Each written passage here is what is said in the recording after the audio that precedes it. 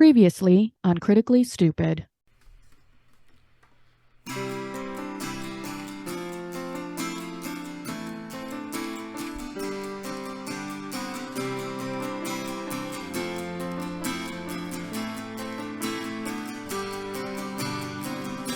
We sat with Ramalia. We learned quite a lot. The Stone of Galore is an aboleth, scarier than anything we fought. Apparently we have to attune to it, but if we try we might die, unless we have the Shard of Solitude. Even then our brains might fry. So we have to see Gable's Star Song. The Shard is on a secret ship. We also told everyone about some special trips. That's when he met us. In the end there was a message, and just apostrophe was lost. It wouldn't be a problem, except we work for the same boss. We're searching for some answers with the Xanathar guilt and more. Eventually we'll have to tolerate talking to Sylvie Morningstar. She's one of my least favorite best friends, so I'm not looking forward to that. But we have to keep on going, cause we're finally on track. Mostly on track. Mostly. You mean the depressed ghost and my life falling apart wasn't enough for you? You know what's crazy, Diana? You're like one of the only people that find that truly humorous. The rest of us are just worried about you. So last time on our D&D show. Sorry. Why was that the funny one? I don't know, just because it's a little true.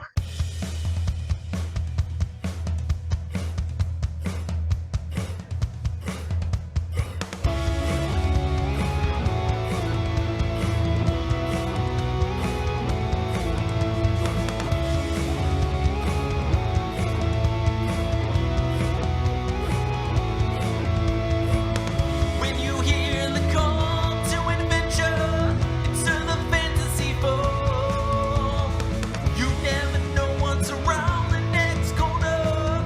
Just grab your dice and roll. And if you have a problem to solve, call your best friends and heavenly door. You got Garrett with the stealthy hands. Test and smell what's around the bend. Mel will kill at the drop of a dime.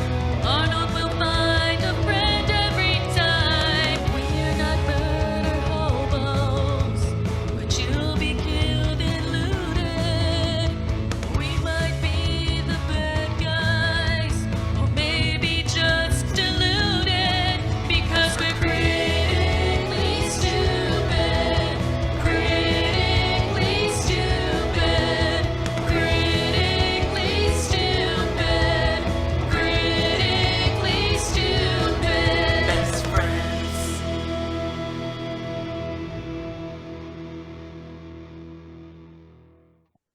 Good show, everybody. What's up, you guys? going on? Welcome back to.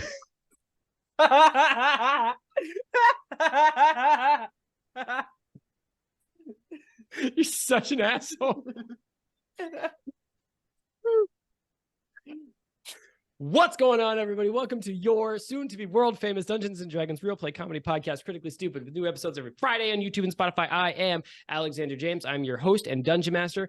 And my favorite part of last episode came a little bit out of pocket, actually, because it wasn't part of the narrative. It wasn't part of anything that we all improvised together. It was the Libris Arcana ad we recorded, where Garion, apropos of nothing, said, Libris Arcana, stay hofunculus.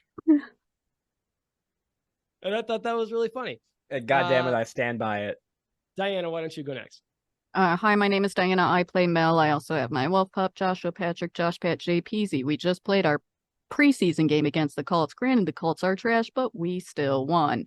My favorite part of last episode My memory's real fucked up today. I don't know. I think it was last episode. You asked me to name something, and I just fucking blanked because I can't name something. And Garion trying to explain how he does it. Came up with the most That was good. Yeah. unhinged name. Yes. Yeah. It was fantastic. Beautiful. 10 out of 10. So no, you no. just start talking. Garion. Hey everybody, my name is Larry Bird, and I play Gareth in the Rogue. And my favorite part of last episode was, I'm gonna be so honest, it was just kind of like a lot of talking, like not. So I guess my favorite part was just picturing the fucking gloat fest that we're gonna have when we go and rescue Jess Apostrophe's sorry ass from wherever she is. Fuck Might it. not be this episode, but eventually. I'm Anthony. I play Arnold the Bard. My favorite part of the last episode was just the description of what Galore is and learning that one of us is probably going to lose our souls, and that's great. So that's just going to be fun. I can't wait. Can't wait to hopefully get a new character. Let's do it. Oh, Fantastic. real quick, Yeah. Alex, so you can cut this in and make me look like less of an asshole. Okay, Anthony, your turn. There we go. Phew, close one. Nope, I'm leaving it right there. Okay, so we're gonna build a cold open, and I thought this could potentially be fun. I would like to build, for the purposes of comedy and tension, a rival adventuring party to the Ghost Mafia, because obviously the City of Splendors, you're not the only three ding-dongs wandering around getting yourselves into trouble, cutting up some contracts. There are plenty of adventuring parties doing exactly the same thing. So we're going to start with the most important question, which does go to my boy Anthony, which is, tell me about the sexy one. Okay. The His sexy name one. is Gareth. Sorry. He spells it G-E-R-A-T-H. Girth. Giraff. Girth. Girth. Girth. Girth. It's Girth. Yeah, the sexy one's name is Girth. He's kind of a bear. I'm just okay. Fine. Let's just go Barbarian then. Let's go with it's the sexy one is just Girth, the He's Barbarian. a barbarian. Ooh-wee. The Barbarian. Yeah. All right, so That's tell me about Girth. All right. So Girth is an absolute sweetheart. Loves painting. Loves Mhm. drawing. Is Mhm. more about storytelling and linguistics than he is about music. But he's also incredibly, ridiculously, impossibly talented when it comes to any instrument just by touching it. He's what never asshole. actually had any formal training. It's just kind of like a wild magic that he has. Ugh. And yeah, and he acts as if like it's not impressive because it comes so naturally to him, but which makes everyone else furious because he's Okay. Important clarification. Does he actually think it's impressive, or does he truly in his heart of heart believes that it's not that impressive? I'm gonna say he does, that he knows it's impressive. I'm gonna say it. I know. I'm gonna say it like, yeah, I think he's mostly a sweetheart, but he is also aware that he's hot. It's not great. Okay. Yeah. I mean, to be Alright. fair, I would prefer that to. Yeah, that's pretty badass, right? I can't tell because like the person that truly doesn't think it's a big deal is almost more annoying to me than somebody who's got a little bit of deceit in them, because like that I can identify with on a human level. Mm-hmm. All right. So we've got Girth. That's great. I think to leave room in the game for improv, instead of telling me about another member, Dianna, I would love you to tell me how they got together, this rival adventuring party. What was the genesis of their group? So I saw this thing online that was a meme, but somebody commented on it that actually created like D&D 5e. I don't know what all that means, but they said that they based the ideal adventuring party on the Golden Girls. Which is really fun. My character's also so- based on Golden Girls. Just think Well, of being a friend. then I got thinking about it, right? And I was like, I think I'm Dorothy. So I think they met. I'm trying to remember how the Golden Girls met. I think one of them think it was blank. She had a big house and was trying to rent out rooms is how that went. So I'm gonna have a mate the same way because I'm leaning into the Golden Girls thing. She inherited a big old fucking house and posted for a couple roommates. Okay. I actually love that. That's tremendous. All right. Garion, Yes. why are they getting some renown? Why what did they do to start building their reputation to the point of your party might actually have heard of them, at least in casual passing? They successfully staged a coup of a nearby country. Wow. Okay. Cool. Fuck, that is actually really cool. Damn. All right. Shit. Okay, so I don't have a way to I don't have like a cool scene where they do stuff. I just wanted to build them to have them in my pocket so that you guys might encounter them in this episode or later or whatever. I'll tell you what, Girth is strong though. That's a really good character. Hey, can the episode title be Girth is Strong, please? No. Because this is a family show with Christian values. Okay. So let's smash cut into you three bing bongs. I have you at somewhat of a crossroads, and I'm curious from an above the table perspective where you want to go. So your two main quests that you kind of have in your pocket right now at your disposal, you have Pursuing the Stone of Galore, which is the Davil Star Song route where you investigate the vault that he may or may not have, the Shard Solitaire that he may or may not have in it. Earlier in this campaign, when we still had, I think it was actually in season 1, I promised Garion a heist that I never really delivered on. It ended up being more like teleportation shenanigans. So this is sort of my fulfillment of a long overdue promise of a true and honest heist where you guys do research and where's the vault? How are we getting in? What's the cover? What, that kind of thing. A little bit of an Ocean's 11, except fantasy. So Ocean's 11. Potions, fucking, I hate you. No. Make your stupid joke after I said Ocean's 11. You said potions? Yeah, faux oceans. You didn't do potions? Like drinking a potion?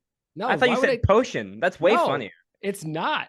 You went for fantasy ocean rather than I went a faux health as in potion. faux pas, the French word for fake, you fucking idiot. That's somehow worse. It's not. French? Ugh! We're gonna post a poll on Twitter and you're gonna be fucking embarrassed. Okay, bro. This is the one time he flexes his Twitter muscles and he wins this. Watch me get embarrassed. Watch me get just fucking drained. Anyway, so that's the Davil Star Song route. On the other hand, you have the Rescue Jessica apostrophe, aka the Black Viper. That will involve finding out where she's being held. How do you get to her? What's the subterfuge you guys use to get down, and the complications that involve therein. In addition to those two, we have some threads that we can clean up regarding Floon and his may or may not be sick father. There's some cool scenes that we could get into there where you guys, he said he would show you his sick father at some point, so you could call up that card, do some investigation there, try to push through. If you remember last episode, Lady Ramalia Haventree actually admitted that even as the leader of a super important, reputed spy, I almost said club. It's not a club. It's a spy guild. An intelligence service. Kind of a club. An intelligence service. Even she had some questions about your boy Floon. So it could be potentially worthwhile to sort of investigate that. And then, of course, there's always, what's Rainier Neverember up to. But there's more. I think there's more interesting stuff to get into than everybody's favorite nobleman. I think we already know he's just out there Highlandering. Fucking making a nuisance of himself. Feels like the only one that has any kind of immediacy to it is the Jess apostrophe thing, right? If we are truly saving her from a situation, she's in peril. Everything else is just at our disposal because we have the Stone of Galore, right? I mean, she'll probably Yeah. be fine. Also, we're not going. The purpose isn't the rescue. That's just a happy coincidence for Jess. Apostrophe, not the lovely former member. God, rip. Okay, so rip. She's dead. Did you guys go to her funeral? It was really touching. Okay, so why did she get to die first? What do you guys want to get into? I personally am super stoked for that heist mission. However, I'm equally stoked to I should have phrased that better. Actually, I did phrase it better because I didn't say it. Gloat over Jess apostrophe. Okay. So we've got one for Devil Star Song, one for Just Apostrophe. Bestie? I mean, I'm amenable to whatever. I think that I'm curious about Floon, but truthfully, I'm whatever. I'm good with doing the heist thing. That sounds like fun.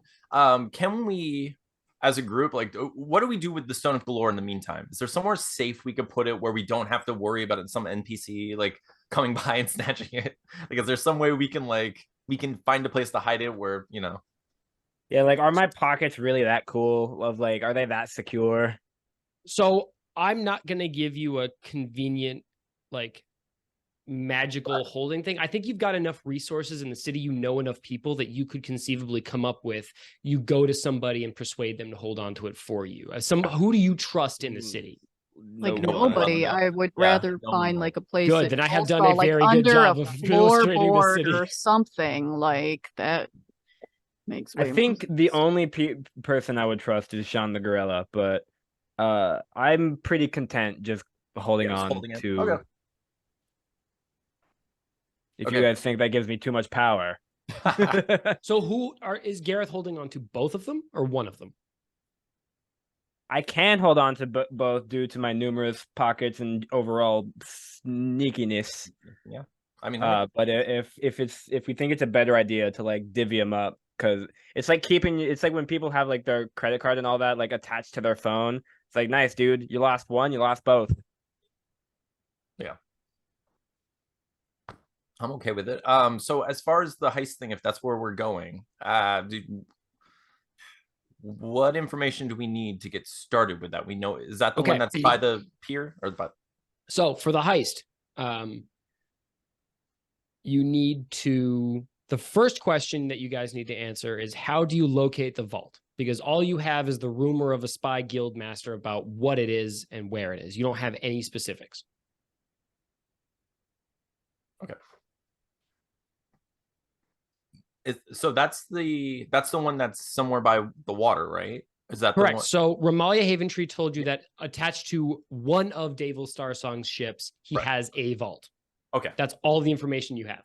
And, you know, you could go back to Ramalia Haventree and ask questions, but that would kind of slap a little bit of like what we did last episode, which is we just did a bunch of talking with Ramalia Haventree. So I would prefer you guys do like a little bit more of like investigating yourselves. Okay. Now, So good.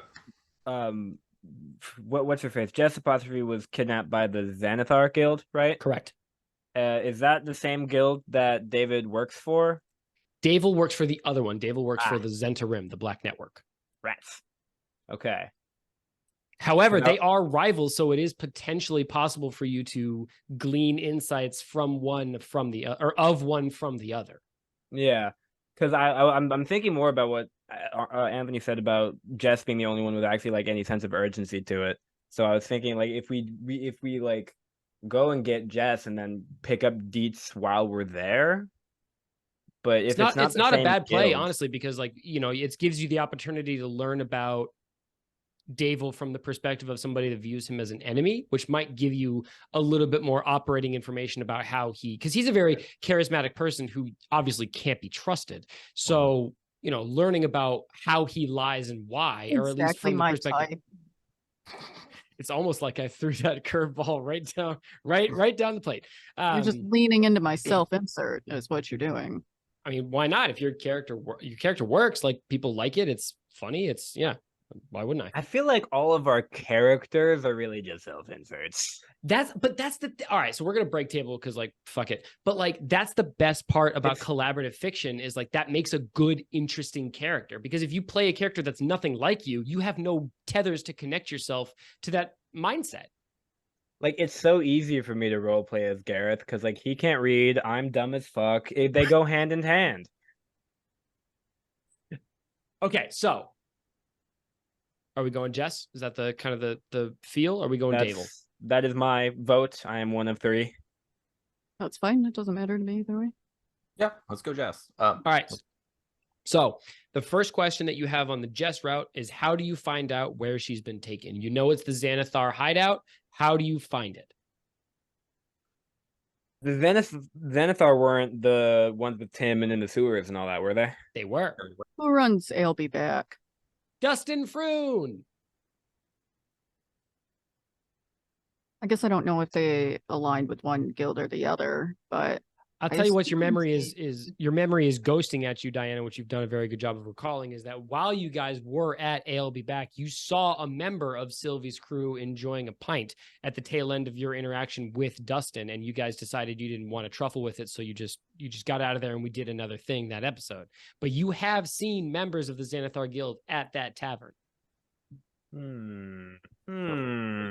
go there. Even if there's nobody there, maybe Dustin Froon would know if they frequent his establishment. He might have an idea. Is this Xanathar the one with the like the 10-spoked wheel? Yes, well remembered. What if we like draw that on a napkin or something and like real subtly slide it to the bartender and see if there's any reaction? I'm into it. Let's try it. Do it. Let's set the scene. You guys go.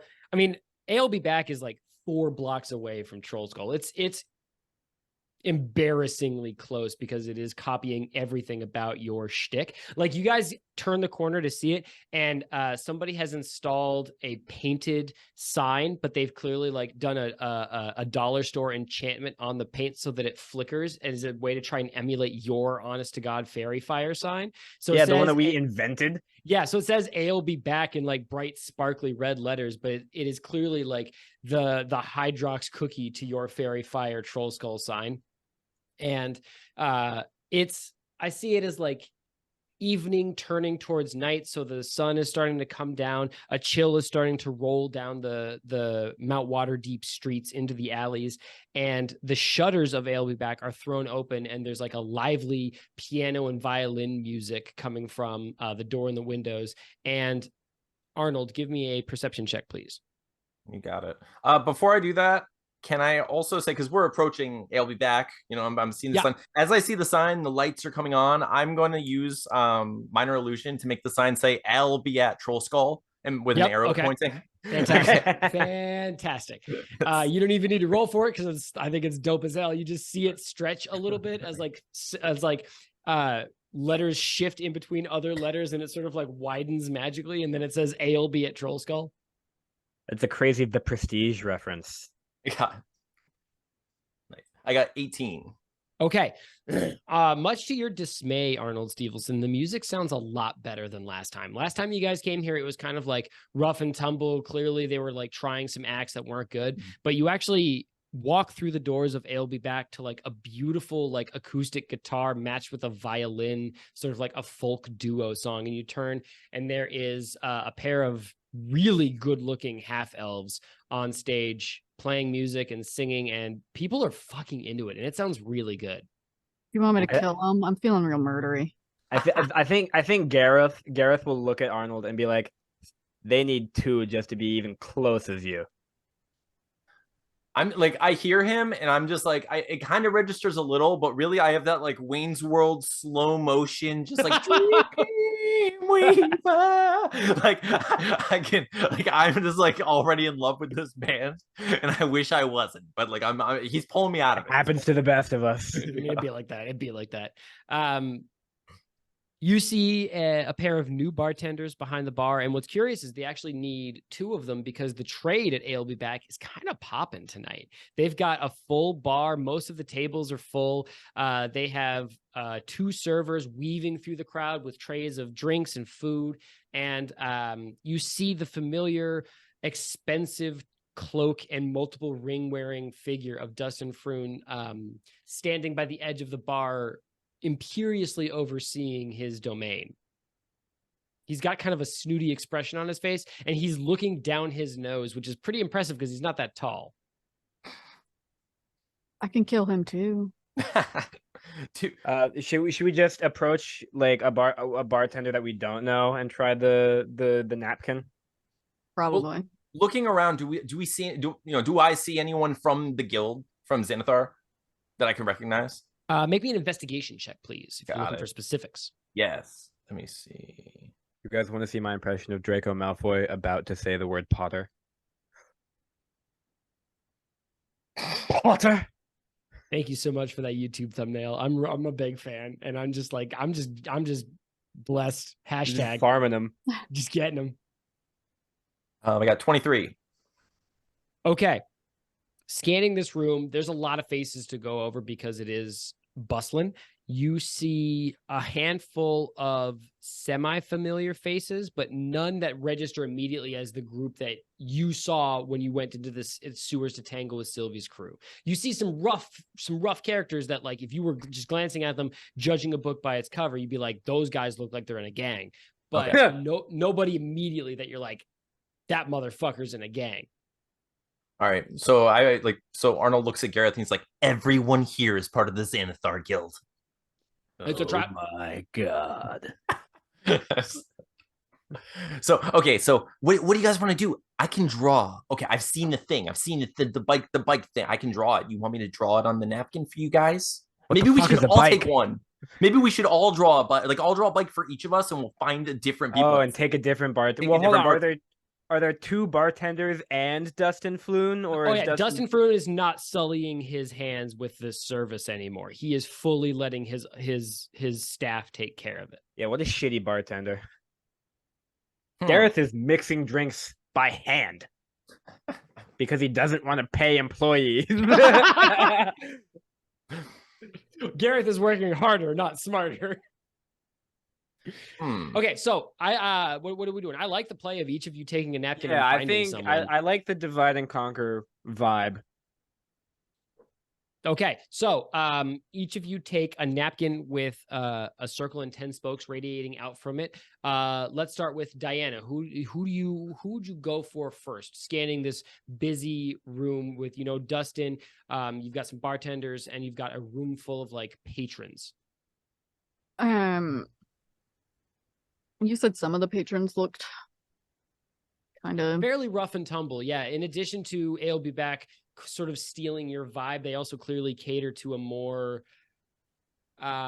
blue collar crowd. There's definitely some rough types in this bar. Big dudes, big, people snarling and snapping at each other, clanging beer mugs together, squabbling over cards. There's like a betting scenario in one corner. For I a guess second, I I was thought just- you were gonna go big dudes, big women, fucking just massive women. I was going to, but then I realized that not everybody identifies as a man or a woman, and that would be pretty gender normative of me. So I just said big people. Fair enough. Big men and big people. Big men, big people. I think I would probably just kind of gamble and pick somebody that Okay. appeared to be more rough and tumble, perhaps. Okay. Um, Sitting by the fire, there's a large hearth in one wall with a spit of mutton rotating on an iron spit, is a huge half orc with garish yellow tusks that have been pierced 3 times each, jutting from his lower lips. He Holy shit. has a Teeth skull. piercings? He's got a skull tattoo. It's a tattoo of a skull on his shaven scalp. The skull is screaming and also on fire. Badass. And he has 2 sets of spiked bracelets on either wrist. And each wrist, you can see, Mel, even from across the room, each of his wrists is about the thickness of your leg. This is a big boy. Did you just call my legs fat? No, I said his forearms were huge. You heard it. Like my differently. leg? No, that's not what I said. Hold up your forearm to your leg, Alex. Holy fuck, get me out of this bit, please. Somebody save me. Yeah, anyway, Mel, as you waddle over.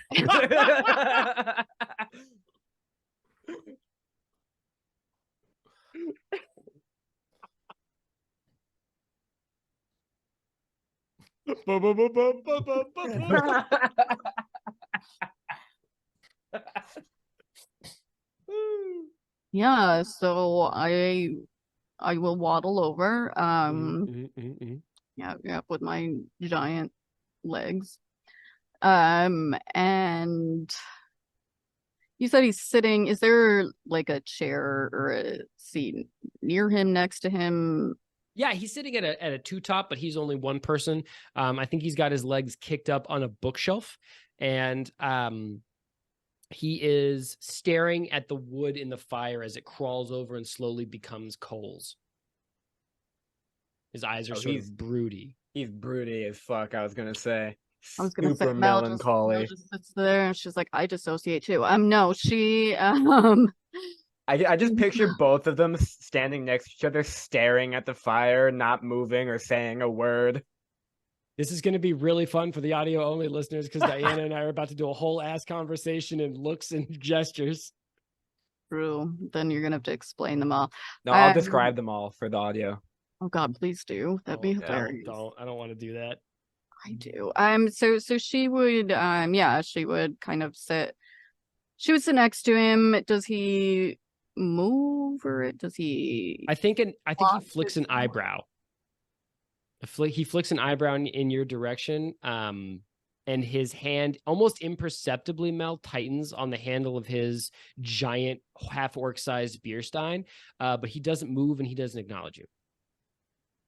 So when I sit, I would make sure that like JP is at my feet because everybody loves JP. I mean, oh yeah, I come mean, on. several people have reached out to like brush, like, you know, he's like so extend a cute. knuckle for him to So- sniff at, or like, yeah, So I It's mean, like when that people is- would reach out just to touch Jesus, sure, correct. yeah. who's a real character in this. Jesus in Christ this- of Nazareth, who has been through this world. I hear he disappeared through a painting. Anyway, actually, Mel, as you walk through, you see that there are a couple more dogs in Troll Skull, or not Troll Skull, excuse me, in Ale Be Back. However, Instantly embarrassing. distracted. Is Josh Pat trained to not like handle dogs at all? Like, how does Josh Pat deal with other dogs? He can handle other dogs. Okay. He's So a good he's boy. not. He's Mel, not on the fussed. other hand, is wondering how she can have all the dogs. She We're gonna have a can't. whole football team. So here's the thing: is that the other dogs disappear, sort of just in between blinks. They all disappear, and there are no dogs in Ale Be Back whatsoever. And Also, this half-orc- Mel's jacket is barking. That's weird.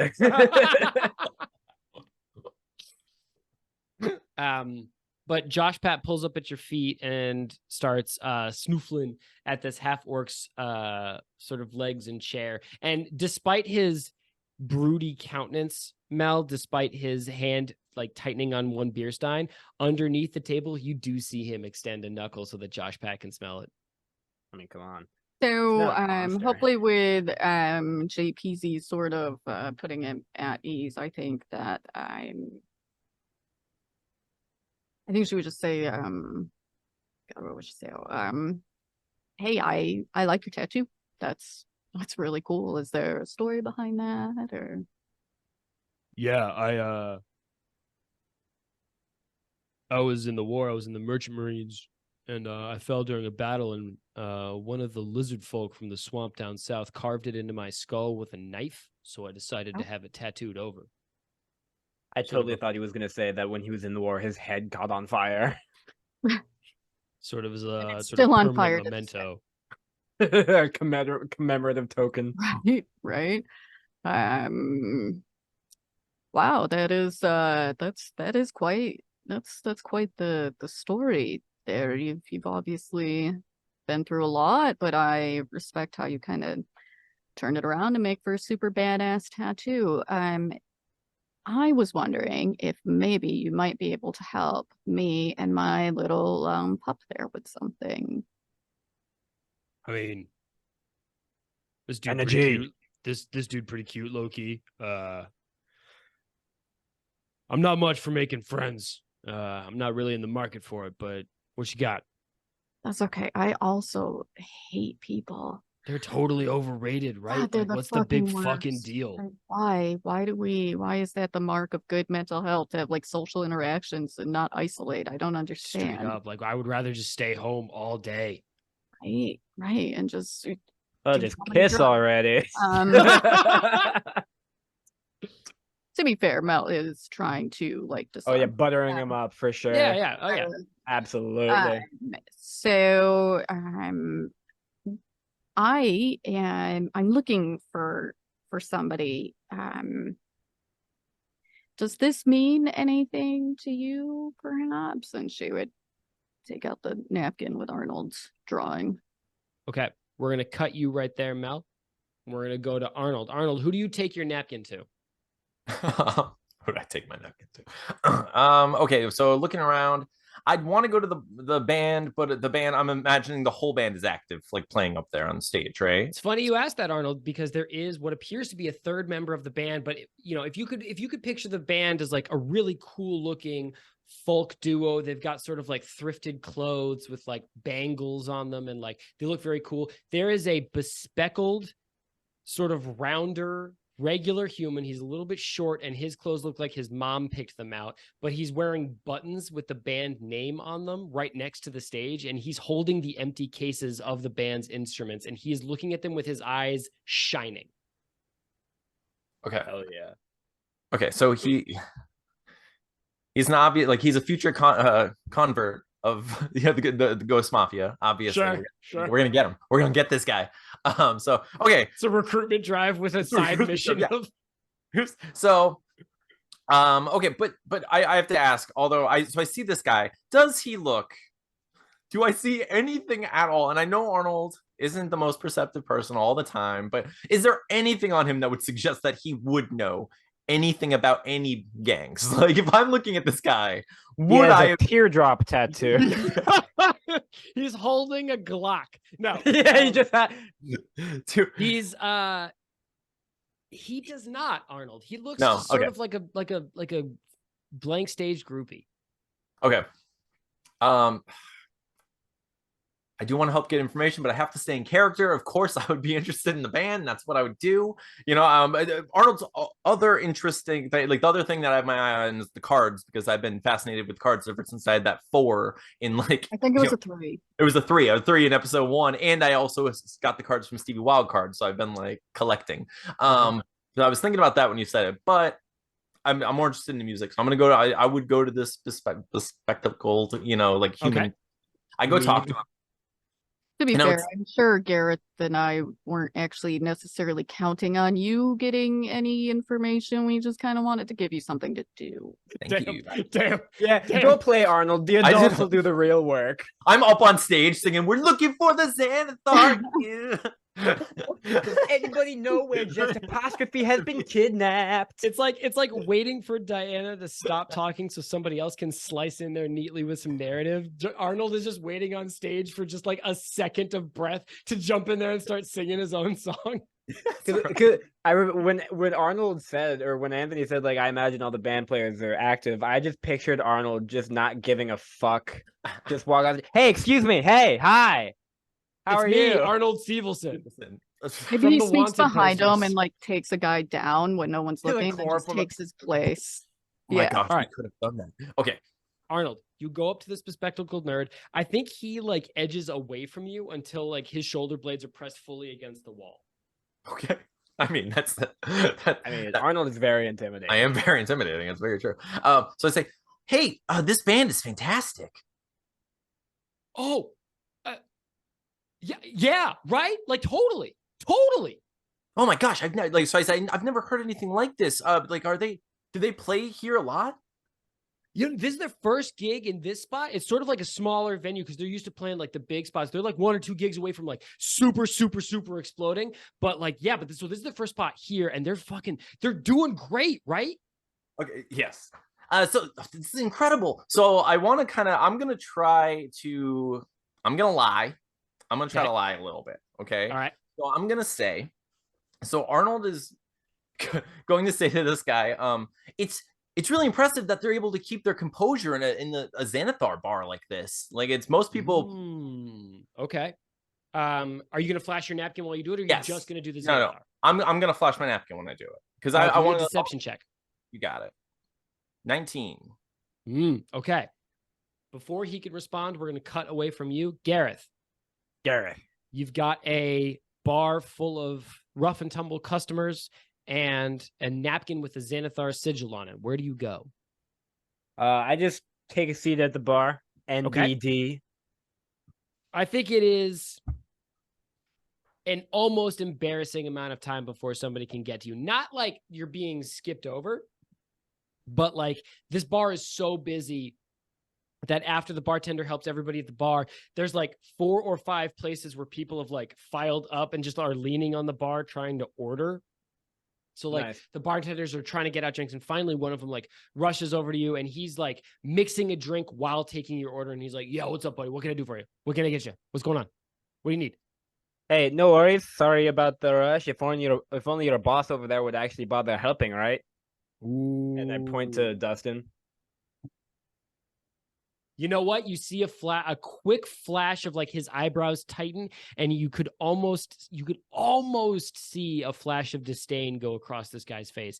And he says, "Yeah, it'd be pretty cool if the boss could help out, but I guess he's too good for it. Anyway, what can I get for you?" Yeah, I'll just take a fantasy drink. I'm not gonna come up with one. No. No, that's the name of the drink, asshole. I'm so So you see this bartender reach behind him and start pulling out. There's some blue curacao. He grabs 1 egg yolk and some demerara sugar and 3 shots of rum and starts mixing it up. And he's like, "Yeah, absolutely. Fantasy cocktail coming right up. What are you doing in these parts, bud? You a local? You industry? It's industry night. 50% off." I mean, I do work at / own most of the Trollskull Tavern over there. I mean, the tavern part is really all me. But you know. Oh, word. So okay, so hey, listen, this is really embarrassing, but like industry night here at Alebybeck, you kind of got to prove your industry. Can you tell me what's in a red hen in the forest? Okay, Garion absolutely does not know that, but Gareth would, right? That's because I made it up just Yeah, now. that's not a real thing. That's not a real cocktail. It's fake. It's fucking all fantasy land. it's Of all course make- it's It's all make believe. Just make up a thing. okay, fair enough. I I'll just do want to two- go to a bar and very confidently order a red hen in a forest and see what happens. I feel like this would very briefly give me a reason to live. Continue, I'm sorry. Just for an afternoon. Oh yeah, red hen in the forest. It's a great drink for druids. However, not most other people like it, considering it's a raw egg mixed in with dirt. You see him smile and like a little wink of like a silver tooth in the back of his grin, and he's like, yeah, you're industry. What's up, man? Here, take this drink. I'll tell you what, this one's on me just because you're being a real bro about it. We're super busy. Do you need anything else? Just I got a whole bar here. You see I'm busy, like you get it. Oh yeah, no worries here. And you know what? I will take the free drink, but of course I'll tip you anyway. And then I'll put down a tip of a coin on top of the napkin with a drawing over it and slide it over. Ooh, okay, first of all, big question. Which coin do you put on top of the napkin? How big a tip are we talking here, Gareth? So to remind you of the coinage, we've got the struggle bussy, which is the very bottom of the pyramid. All the way up to the golden booby. And The all the way up struggle to the bussy. golden booby. There's a copper nib and I think there is like an electrum, which is sort of like the platinum-esque, which is above a golden booby. Are there I any... would be surprised if Gareth was carrying one of those around, knowing how cheap Gareth is sort of every day. But I mean, your character, you tell me. I think on the other hand, Gareth just carries his entire net worth with him at all times. I could also see that too, actually. All right. What do you? I How high think- do you go? I think Gareth would go decently high because, you know, the respect of another bartender who's very clearly kind of getting owned by his boss. Mm-hmm. But I wouldn't want it to be so high as that he would like tell his other, because you know, if you've ever worked in food service, sometimes a coworker will be like, some guy just tipped me $100 fucking dollars. I don't want it to be like worth the reaction. Yeah, Just something that he'd be like, nice. So I like, think you're talking like 2 silver pieces. yeah, that's exactly what I was gonna say. Okay. 2 silver armpits. No, hang on a second. Dude, I'm There's- gonna tell you right now, that was option number 2. Count your lucky stars. What was What was- option What one? was option 1? Silver taint. Good change. The Good change. armpit is just a taint of the upper body. The silver grundle. The silver gooch.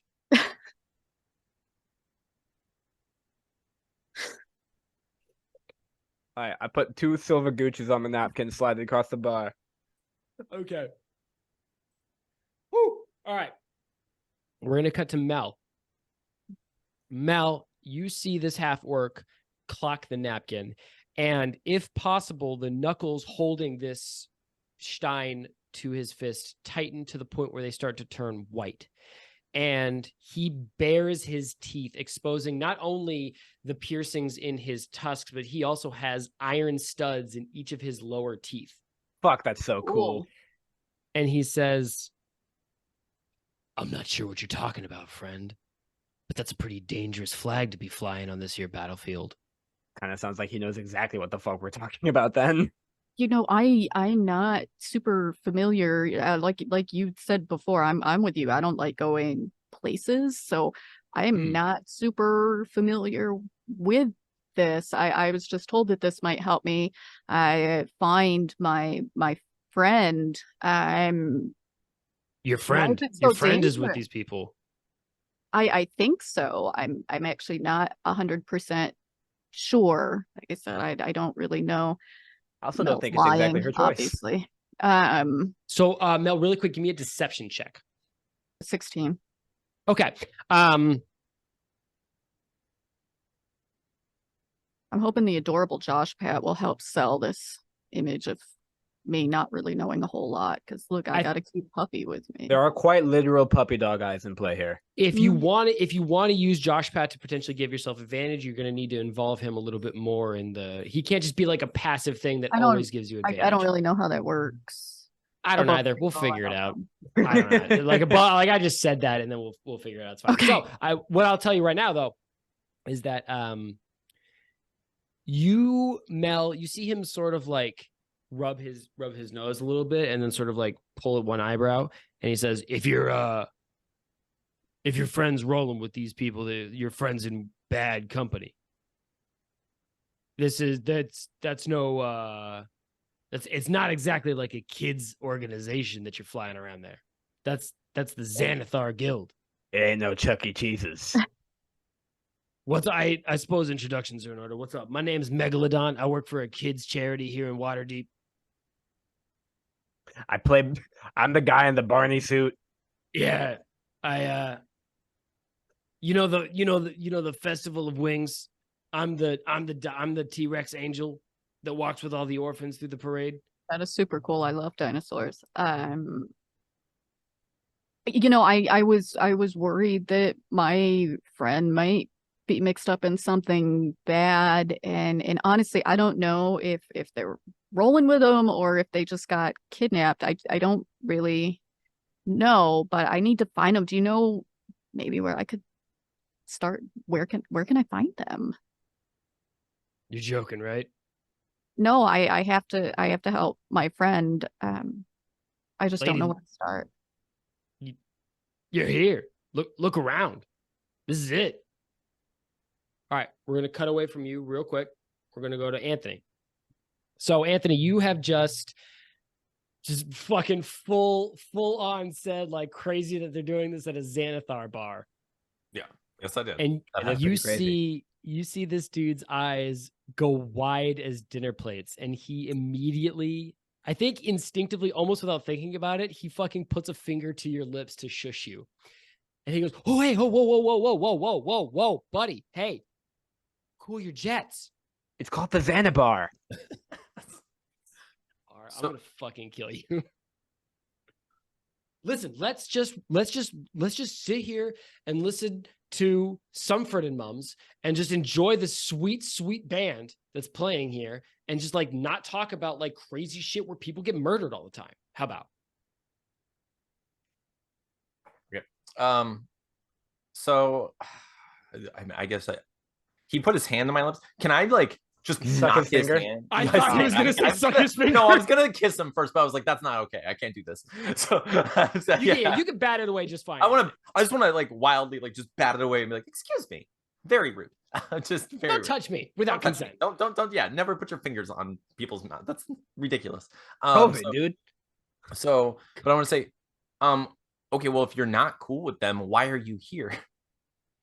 Well, I'm here for the band. Obviously, I'm here for Sumford and Mums, and like the fact that they're playing at a gang bar doesn't make me feel good as their stage manager / groupie / sound technician / van carriage driver. Hey, But, do you I mean roadie? Just real quick. I think you mean roadie. Or do you mean groupie? Does this bespectable sounds like a dweeb road. have sex with both Banging the Mumford and Sons. Mumford and Listen, Sons, you don't know anything about this guy or what he does or how he gets down or who he or does? who he does. So what he's doing to Arnold right now is talking and having a normal conversation. Fair. And I, as the DM, didn't mix up roadie and groupie in the moment and now have to live with that decision for the rest of this episode.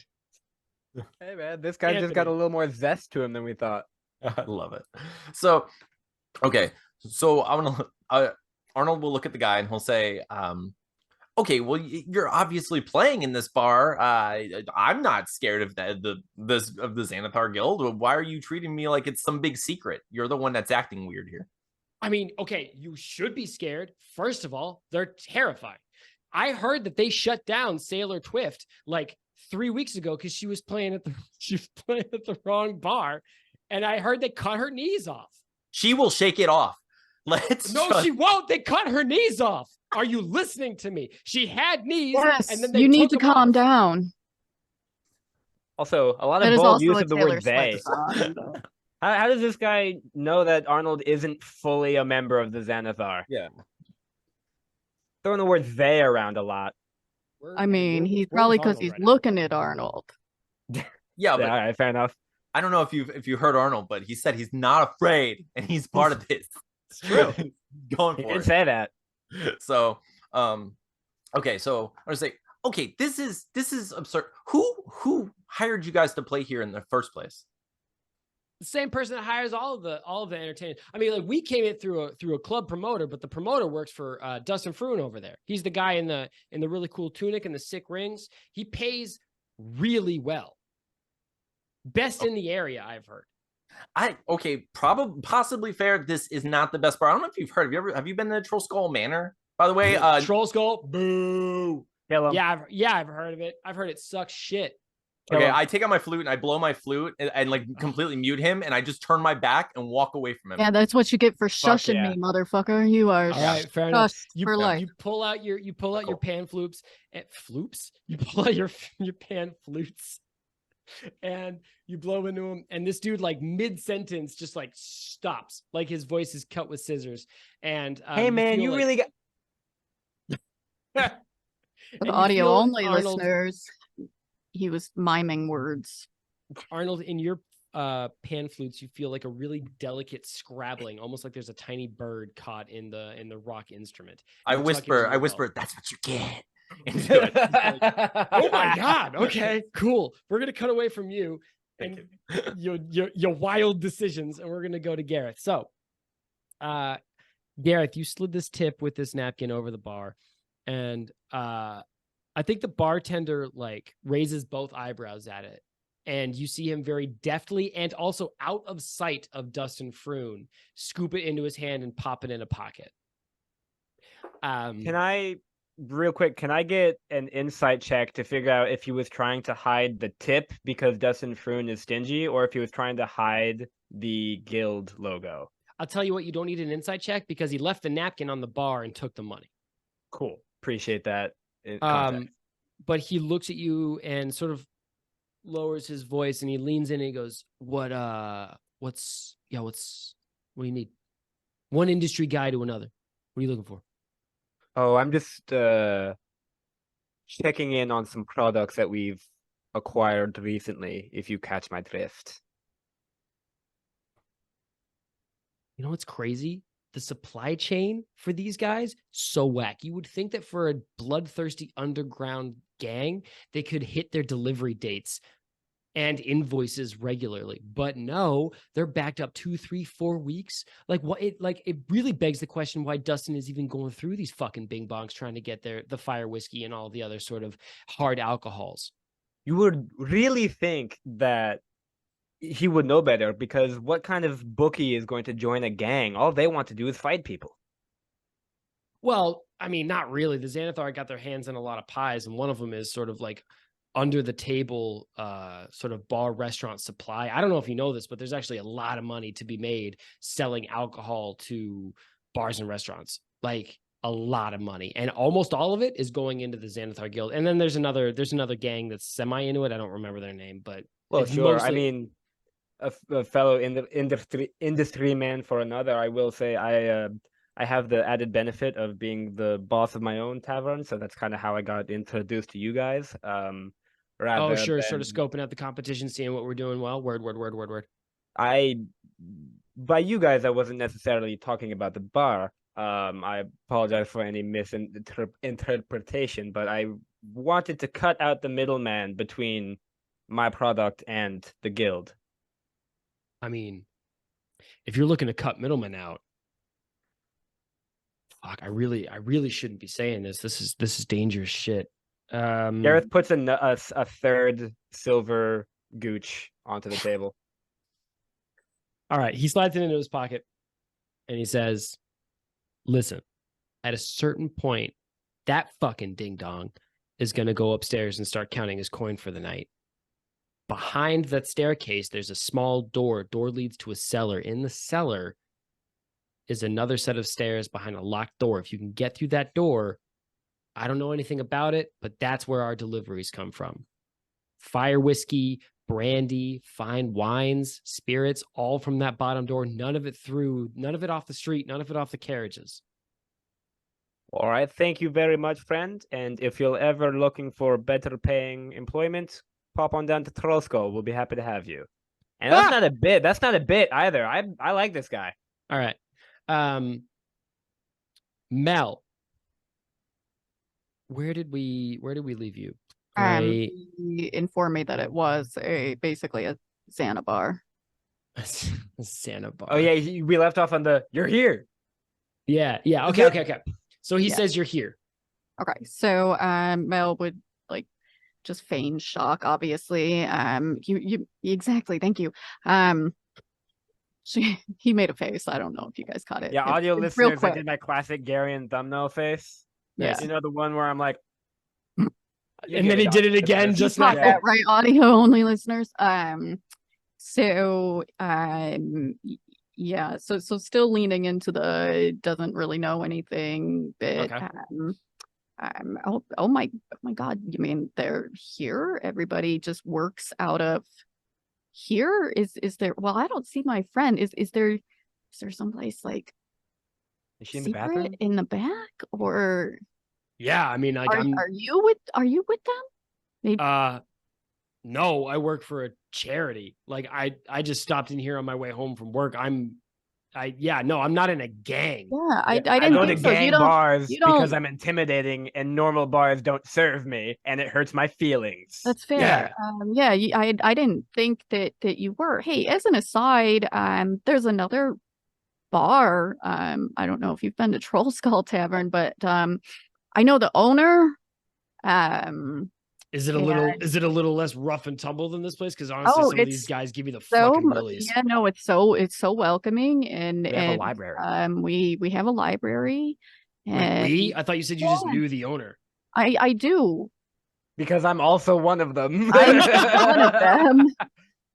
I don't own like the bar part is what I'm saying. That a friend of mine manages that, so I kind of refer to it as his. But I'm really kind of head of security, actually. truthfully, yeah. But you know, we'd be happy to have you, and I just throwing that out there. Anyway, you've come here before? Have you ever seen any place suspicious that maybe people disappear behind? Is there a door? Is there? I don't know where else to look. I mean, like, yeah, it's crazy that you bring it up. Every now and then I see some sort of rough customers coming from the back, sort of around by the stairs.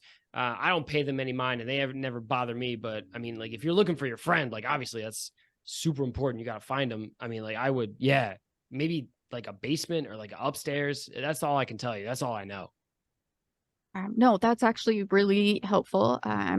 Thank you so much. I really appreciate it. If you want to if you'd like to pet my dog, I like to think that Mel has trained Josh Pachu. Okay, you know in Bolt, when the cat's teaching Bolt how to do the cute thing with the ears. I like to think she's trained Josh Pat on that and just kind of like gives the little signal and he does the whole thing with the ears and the eyes and the whatever.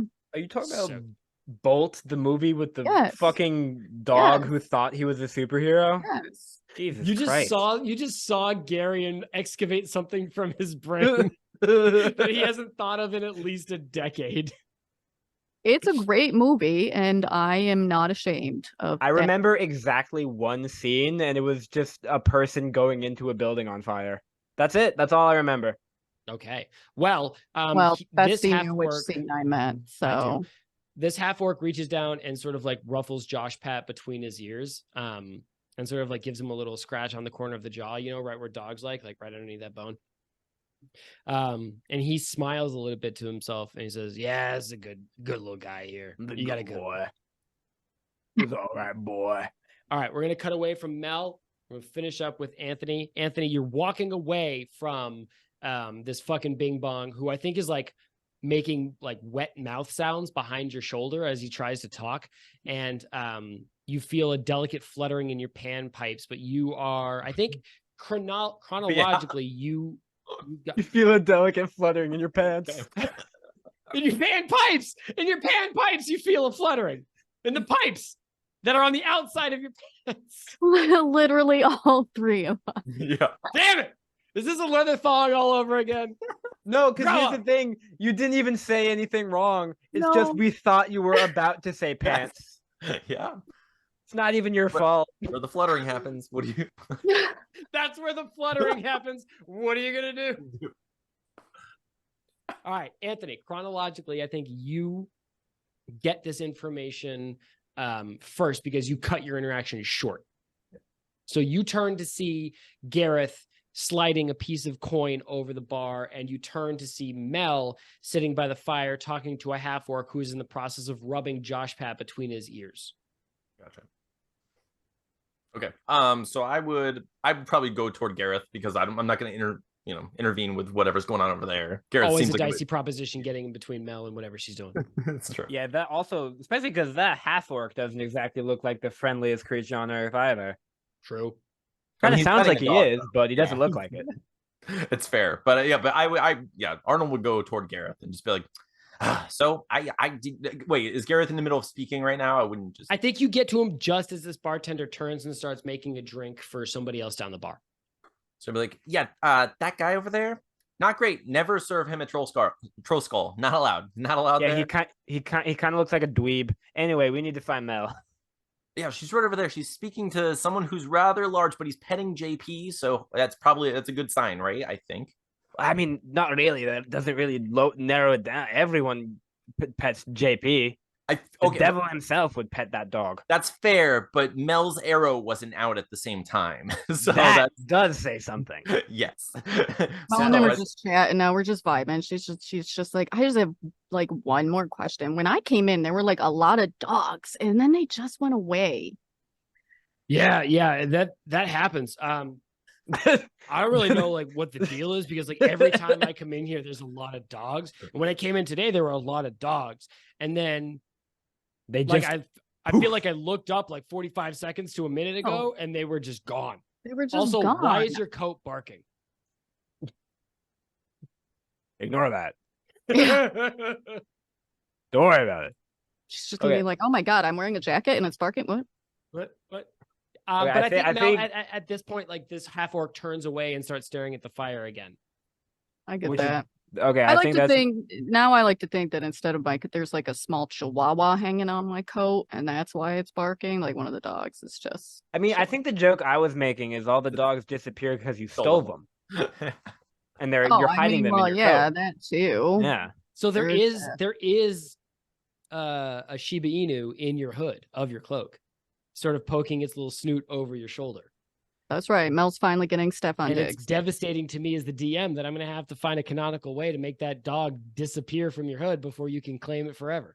Don't you take Stefan? You already took him from me once. If you say Stefan Diggs, I swear to fucking God. You took Diana. Stefan Diggs from me, and now I need another one. I am building my team. I think we should take a pee break. All right, everybody. great. Sounds fucking fantastic.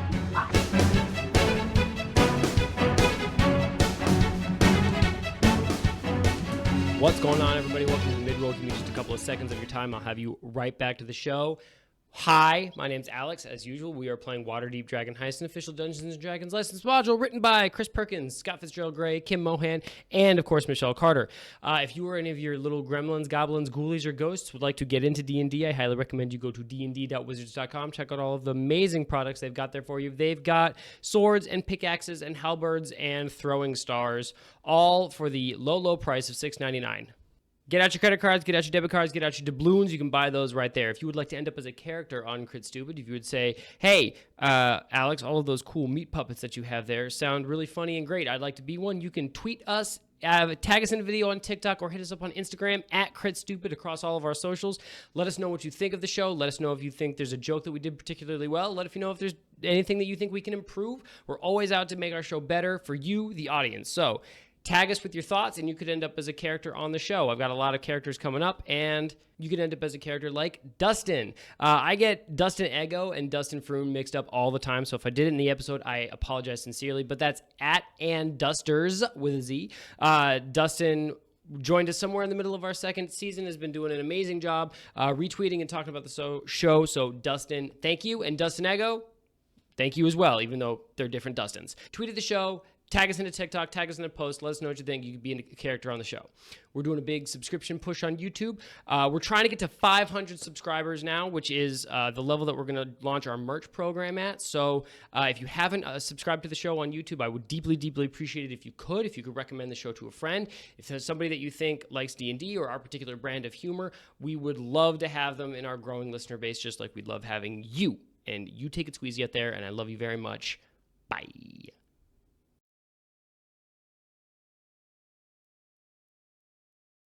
So imagine, if you will, a man. Wait. Let me interrupt. beaten to This is death by a hammer. this is a sponsored Libris Arcana ad. So with that in mind, please continue. Oh yeah, okay. So imagine, if you will, a man with a beautiful set of dice getting beaten to death with a hammer. What's going on, everybody? This is Alex and Garion from Critically Stupid here with our sponsored segment about Libris Arcana, makers of fine dice and D&D accessories. Garion is in the process of threatening my life because he didn't plug his mic in for the beginning of this ad and sort of gaped like a fish for the first 30 seconds while I it's a stared at different him. thing. It's Oh, a different. Is it different? It's a different thing. Okay. Well, Garion was actually just about to launch into a very in-depth, detailed description about how he would beat me with a hammer using a set of Libris Arcana dice as sort of like the catalyst for his luck in this scenario. So without further ado, Garion, take it away. I'm so glad you asked. Are you familiar with the concept of a butter sock? A what? A butter sock. It's a sock that you put a stick of butter in a sock and you use that as a sort of flail. Yeah, no, replace the butter with a set of, I don't know, ancient iron by Libris Arcana. Fuck. That would actually hurt quite a bit. It would be quite painful, and I don't even need to roll for anything because the dice are in the sock. They're constantly being rolled. Yeah, it's how I imagine random number generators work. They beat people to death with socks filled with dice. Yeah. And then there's a small computer on the inside of the sock that counts all of the numbers and gives you a random one. Listen, I know what I'm talking about, all right? Speaking of Libris Arcana dice, did you know that you can get them for 20% off? I did not. Tell me more. If you go to LibrisArcana.com, the website that sells Libris Arcana dice, you could actually not only get dice, but get anything on the website for a whopping 1/5 off. Because I hate percentages. 1/5. So instead, off. you decided fractions was easier to use? Everybody loves fractions. You could get 1/5 off your price of anything at LibrisArcana.com if you use the magical password at checkout, which is stupid20. That's 20. It's not spelled out. Libris Arcana, dice for life.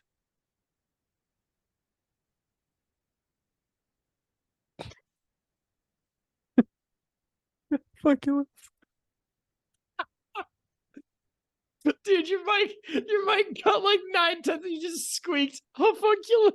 No, that was just my voice. That's just how I said it.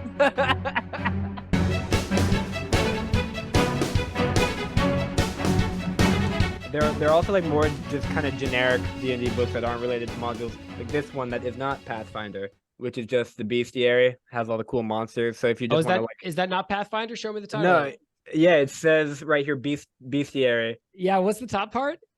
It says, so You fucking D&D.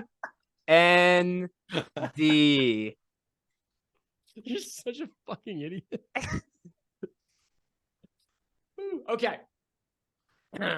What's going on, dear audience? We have returned. You have just heard your fabulous Libris Arcana ad. I hope it was a good one for you because it was a great one for us. We're still basking in the afterglow.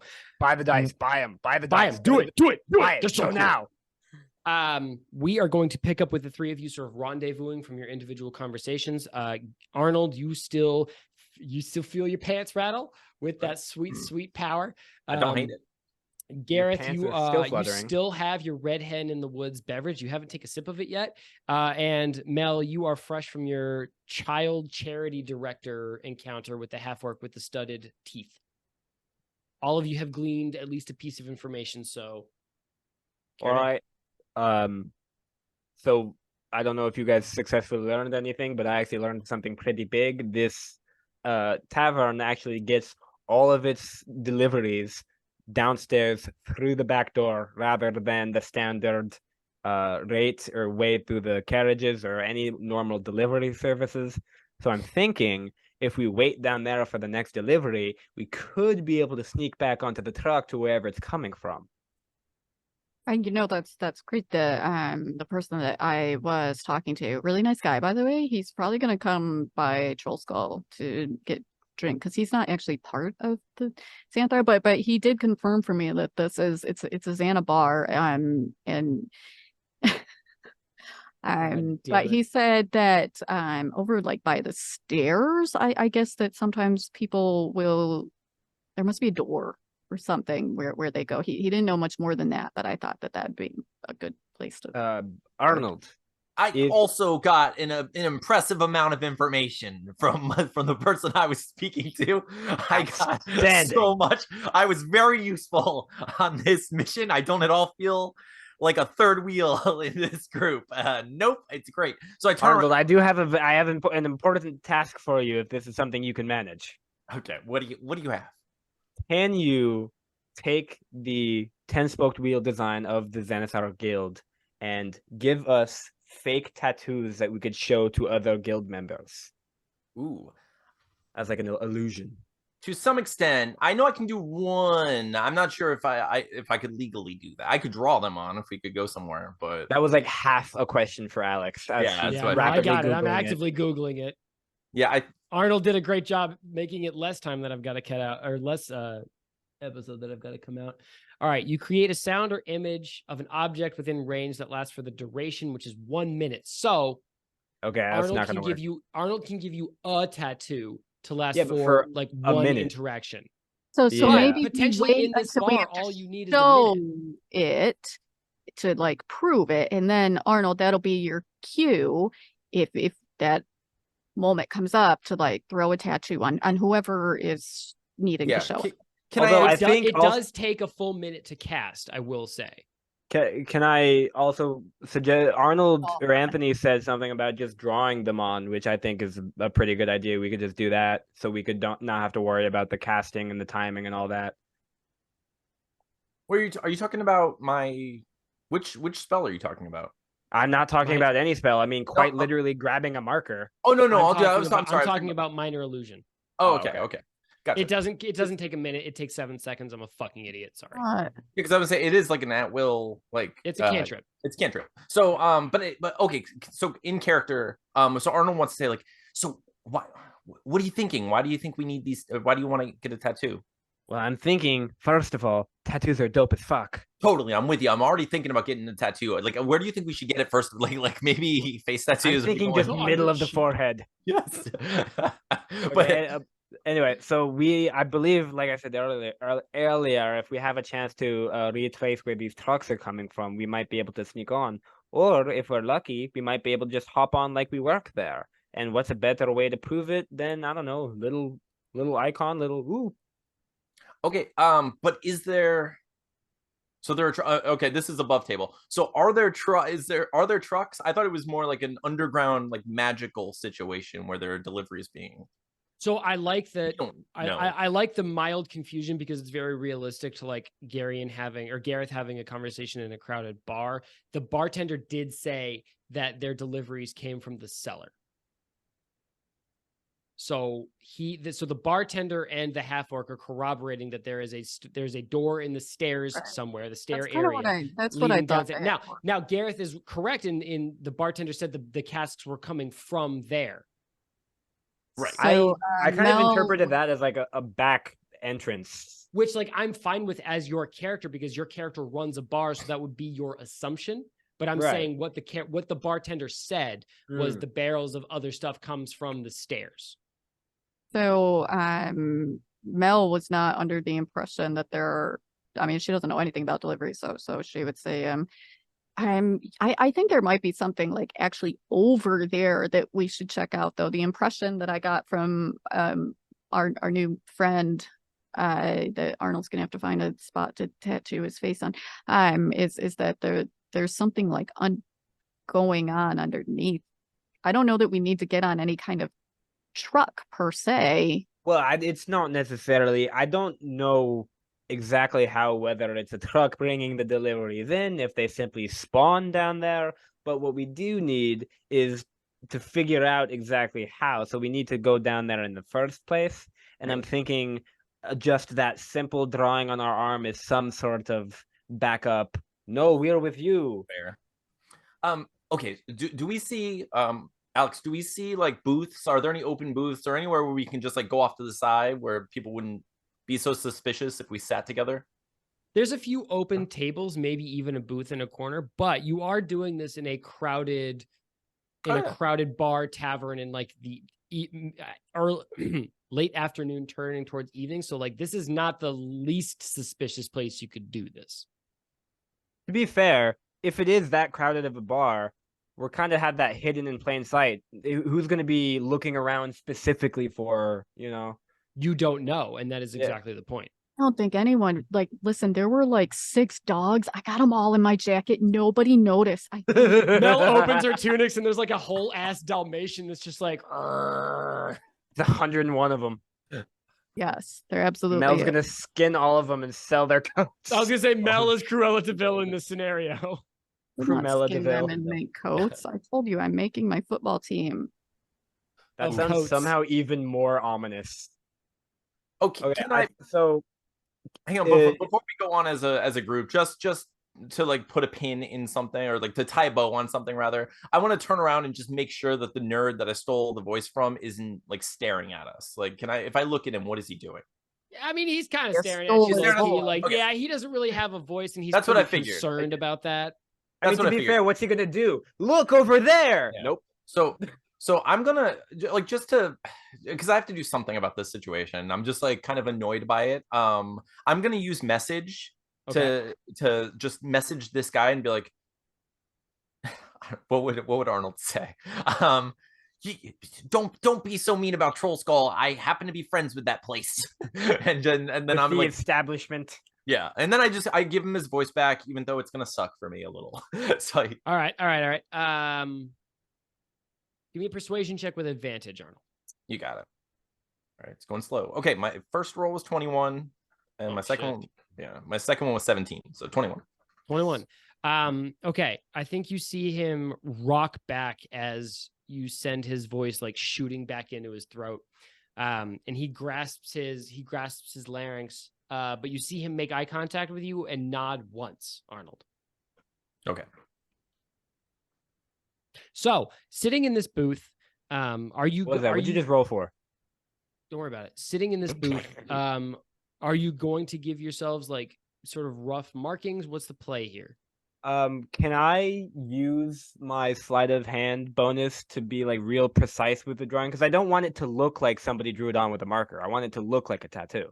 I will say the alley-oop between Arnold's disguise kit that I know for a fact he keeps on him at all times and the sleight of hand I'm about to ask Gareth to make could potentially yield a very realistic passing mark, but only temporarily because the stuff in Arnold's disguise kit is really only meant to last for like an hour tops.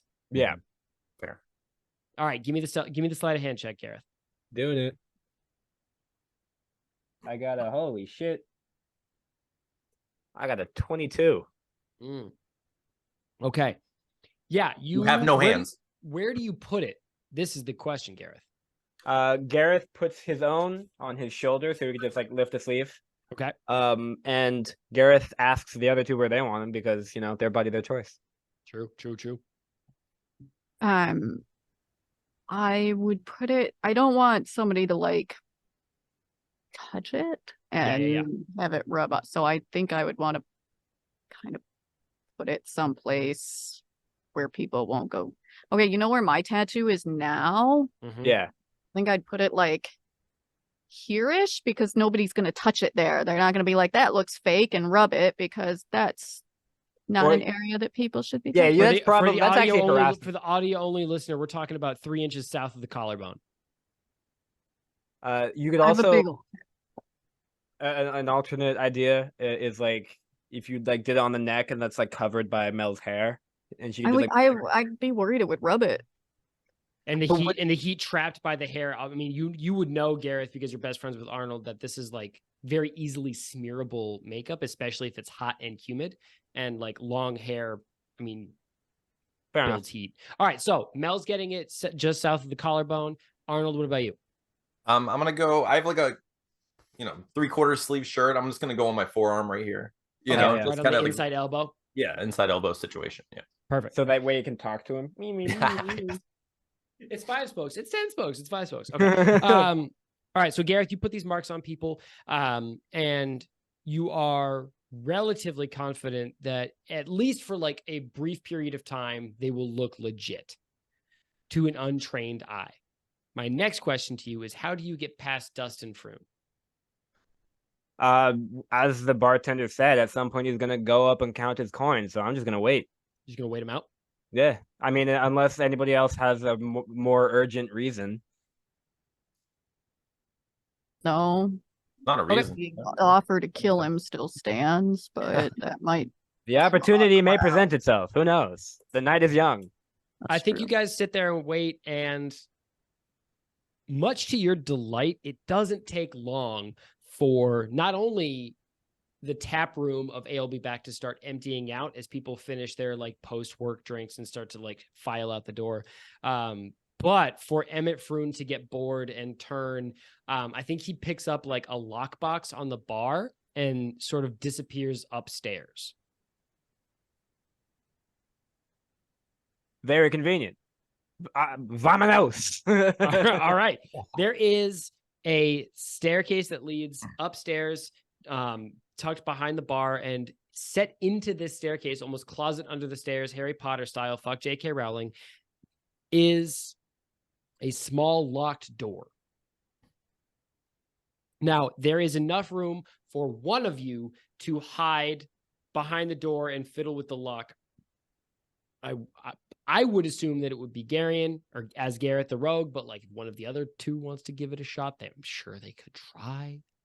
I was also making that assumption, but if you, I mean, I don't want to speak for anyone else, but no one else is, so I'm fucking doing it. Yeah. Okay, so what are the other two doing while Gareth picks the lock? Keep a lookout. Probably. Yeah, Just stand watch. what does the area look like? Like, we're just in a hallway essentially, and he's off to the side. So if you picture a bar set against a wall, there is a staircase leading up along the wall, and the door leading into the staircase is tucked just behind the bar, so there's room for one person to be fully covered by the bar and get into the staircase. But we're just out this door. So you guys are just standing at the end of the bar. And like at this point, while Gareth is fiddling with this lock, and I'm about to have him roll a sleight of hand check to see how quick he gets in. I think the bartenders are already starting to throw you guys like glances and like start to like whisper to them, like you see them collaborate over taps that they're pouring from one of the Nobody's tap handles. offered to come serve us. So, so while this is happening, like if I notice them staring at us a bit, I'd cast minor illusion in like the direction of the band as they're playing, to kind of like as if there's some kind of terrible sound coming from the instruments just momentarily to distract people. Okay, yeah. You just take one of their vocals away. No, I think it's like a really rusty miss string on the violin. Like the bow just like hits a couple of strings wrong and it makes that really horrid shriek. Gareth, give me that. Could you make that sound effect for me, please, Bestie? Oh, you did owe her one. She waited. I thought I could get through the end without it. All right. No. I'm not sure if my mic's gonna pick it up. So it's more like a Holy shit, it picked up the exactly perfect amount. Oh my god, that was the best case scenario. Holy shit. Here, just a recreation for you, Alex. I love that my mic has my back, and anytime it hears me making some bullshit ass sound effect, it's like, you don't want that, actually. You want me to cut that right out. Honestly, I think it's actually hilarious how your mic cuts out laughter. So when you laugh, you're just like, That's how I laugh in real life, though. I'm a silent laugher. That's ridiculous. All right, Gareth, give me that sleight of hand check. Okay. As everybody turns to like look incredulously at this. Oh no. So the good news is I got an 8. The bad news Did you is roll my a one? bonus is +7. You rolled Can I one. give him? Wait! Don't tell him what the result is. Don't tell him what the result is. Hey, I looked Arnold, it's a 1. Oh, you Yeah, wait. no, it's. Oh, you rolled the nat 1. Oh, I'm that was sorry. a I'm straight sorry. up, Shit, really? Come fully on. a 1. But can I inspire him? And even though it's a 1, can I make him? No, feel save Yeah. it for a roll that I might not beef. Yeah, Like say- the I would roll s- is already beefed. The roll is it's pre-beefed, Arnold. By the way, We're so everybody, screwed. ancient iron done for the night. Okay, good to know. Good to know. Gareth, your skeleton key breaks inside this lock. Oh, hold the fuck on! I never said anything about using the skeleton key. It's just your lock pit set, just like the good Oh. one that you use. No, it's not like the Okay, word. skeleton key from like Oblivion or Skyrim. It's Yeah, just I was one like, of your hold on, lock do I picks. have a super magical lock picking item that I just broke on accident? No. It's just one of your main lock picks breaks. So now my question to you guys is, how are you getting downstairs? How are you getting somebody to open that door for you? You're not gonna buy the fact that Gareth keeps multiple lockpicks on him, are you? Nope. I mean, yes, I know you have multiple lockpicks, and it's a nat 1, so you guys got to be a little creative here. How big is the gap under the door? Maybe like an inch. Do you think it's big enough to slide my knife under? I don't think so. Maybe the blade, but not the hilt, because the hilt is deliberately made wider than the tang of the blade. Yeah, unfortunately, the hilt is the part I would be teleporting to, so True. that's the part that I kind of need to be under the door. Fuck it, dude. No, I said. Yeah, I fuck was it. like, I cannot wait to hear what's at the end of that sentence. My idea was just to go up to that bartender I was talking to earlier and just be like, "Hey, I need the key." I think you could. I think there's a way for you guys to role play your way out of this. You don't have Okay, to. I can do it. I got it. Hang on. Okay, I'm gonna use my spell Disguise Self, and I'm gonna look like, what's his name, Floon. Dustin Froon. Froon. Dustin Froon. Got it. I know Dustin. Okay, so I'm gonna make sure no one's looking at me. I'm not just gonna like in the middle of the place. I'm gonna kind of like walk off to the side. And I'm gonna use Disguise Self to look like Dustin Froon. Okay. You look like a piece of shit. Thank you. Dustin So- Froon, not Dustin. This character, the person this character is based off of. All right. Mel and Gareth, you see Arnold's hair grow and turn like oily and lank and like pass over his forehead and eyebrows. You see his teeth get a little bit sharp and jagged and buck-toothed. And you see his eyes sort of like squint into like narrow suspicion, almost like he's perpetually suspicious of everybody he sees. Okay. So I'm gonna say to my friends before I just run over to this guy, I'm gonna say I'm gonna go tell him that some idiot someone jammed our lock and I need him to open it for me because I couldn't dirty my hands with it, essentially. Oh, and I'll corroborate his story. Be like, you know what? Actually, I've watched Dustin Froon at the bar, and he doesn't do a goddamn thing. So they will not think twice about you just telling them to do something for you. Perfect. Okay. So do you guys want to like, I don't know, like, do you want to hide while I do this? Do you want to make sure I don't want you, if you're, what do you guys want to do? As he's saying this, me and Mel just fade into the shadows. Just like walk I spent- backwards. I spent the next hour looking Homer for them. Simpson in that Where did bush. they go? No. That's not... Okay, so Yeah, I walk. so I will roll for stealth at least. I don't know about That's- Mel. Yeah, I can. It's, yeah, you can roll stealth, or it's also very easily conceivable for you guys to just like disappear into like the crowd of the tavern. Oh, The that's hedges that that's a are way better idea. actually there. It's The weird. metaphorical hedges, No, actual hedges. Okay, the so, real hedges that do exist real in this hedge- bar. Excuse We me, I just forgot that we were back into yes them. anding. My bad, that's on me. so Yeah, So so I Mel walked in. disappears into the fully realized 8-foot tall hedge that's growing behind this bar, and Gareth goes and walks around normal So does people. JP. JPZ as well. and the Arnold. dog in your. Okay, so All I of walk- them.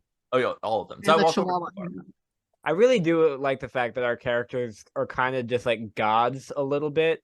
Mel just tampered with reality and spawned a fully grown hedge inside of this building. Arnold. So I walk over to the bar and I look at the guy, the bartender, and I'm like, Mhm.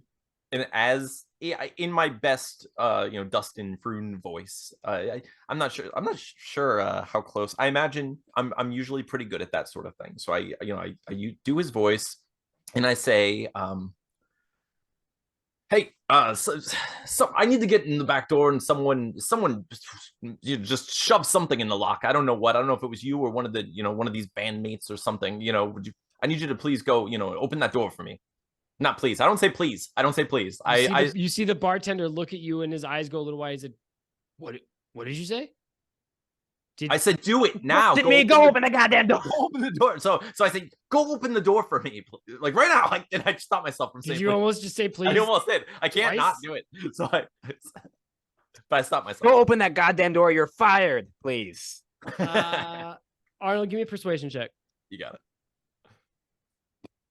Pretty low DC. I think you. I mean, looking like this dude's boss. I got 25. Okay, yeah, for sure. He reaches into his apron. He's like, all right, chill out. God, sorry.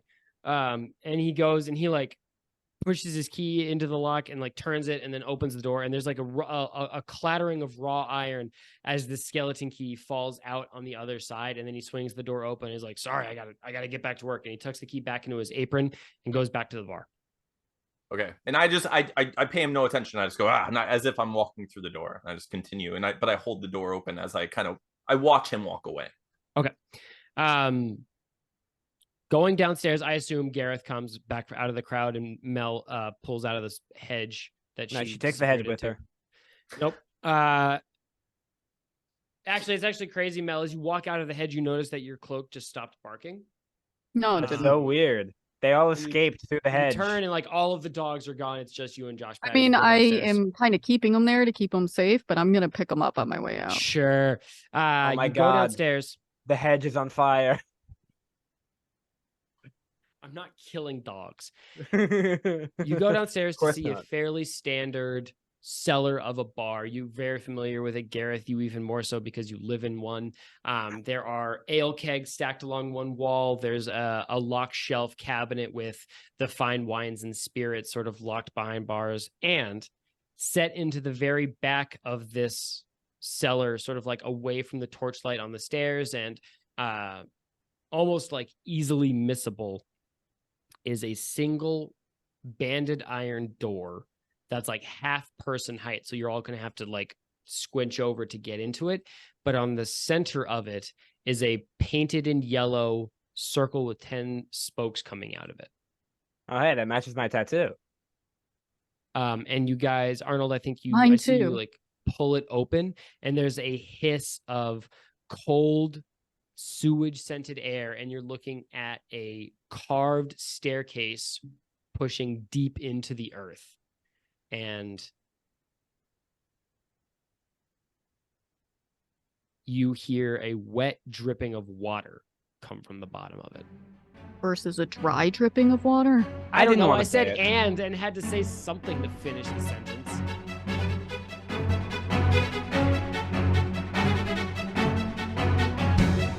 It's funny because I have legit a pretty good poker face in every scenario except for poker. Mm. Like I get a good hand and I'm like,